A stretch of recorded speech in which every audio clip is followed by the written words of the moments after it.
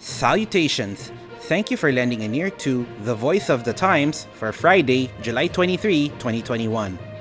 For today's editorial, Big Brother and the Threat of Phone Spyware. A computer software firm develops spyware that can covertly convert a mobile phone into a surveillance device. It sells licenses to governments, allowing them to use the spyware to help fight crime and terrorism. But a client country uses the spyware instead to crack down on perceived enemies who sow dissent, like human rights and journalists. A fascinating story concept for a blockbuster techno-thriller? Far from it. There is such a cyber company, the NSO Group, and it is based in Israel. Its spyware is called Pegasus. At least 40 countries are believed to have been licensed by NSO to receive data harvested by Pegasus. Among them are Saudi Arabia and the United Arab Emirates, Islamic states that on the surface do not countenance dealings with Israel. Times have changed, however, and ideological differences have been blurred by the vicissitudes of global commerce. The curious thing is that there is nothing hush-hush about NSO's operations. It has the blessings of the Israeli government, and most of its employees used to work for the country's cyber intelligence agencies. But NSO is now in the spotlight following revelations by an international media consortium called the Pegasus Project. The British newspaper The Guardian, which is part of the Pegasus Project, has reported that the phones of more than 400 people in the United Kingdom appear to have been targeted for hacking using NSO spyware at the request of the United Arab Emirates. The targets include a member of the House of Lords, a lawyer representing a princess in the UAE in a custody battle with a sheikh, and a newspaper editor. The Guardian also reports that a human rights lawyer might have had his phone infiltrated by Pegasus at the request of Saudi Arabia. NSO claims it has nothing to do with the list of hacked phones revealed by the Pegasus Project, but it will continue to investigate all credible claims of misuse and take appropriate action based on the results of these investigations.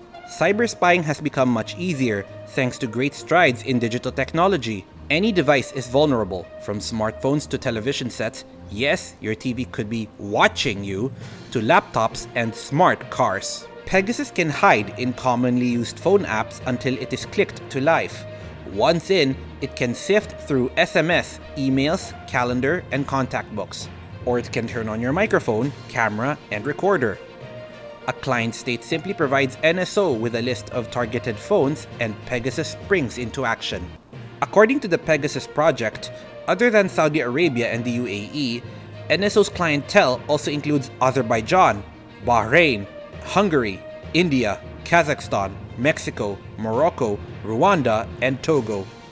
Why countries like Rwanda and Togo, which are not exactly political or economic world players, are clients of NSO is a mystery.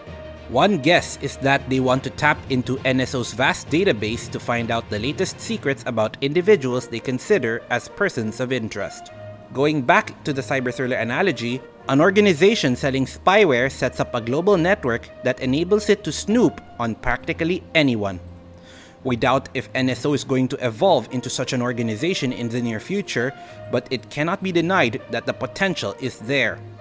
Until this company and the industry as a whole can show it is capable of respecting human rights, there must be an immediate moratorium on the export, sale, transfer, and use of surveillance technology, urges Agnes Callamard, Secretary General of Amnesty International. The surveillance industry must no longer be afforded a laissez-faire approach from governments with a vested interest in using this technology to commit human rights violations, Callamard adds. Right now, the Pegasus Project is the strongest deterrent against the rise of an Orwellian state, where the mantra, "Big Brother is watching you," is drilled into the public psyche. Unlawful surveillance is a threat that must be addressed with urgency. We must be assured that the everyday devices on which have grown heavily dependent do not become tools to pierce our cocoon of privacy. And that's the editorial for Friday, July 23, 2021. For more news and information, get a copy of the Manila Times on print, subscribe to its digital edition, or log on to www.manilatimes.net. Follow us on Twitter, Facebook, or Instagram, and listen to the Voice of the Times.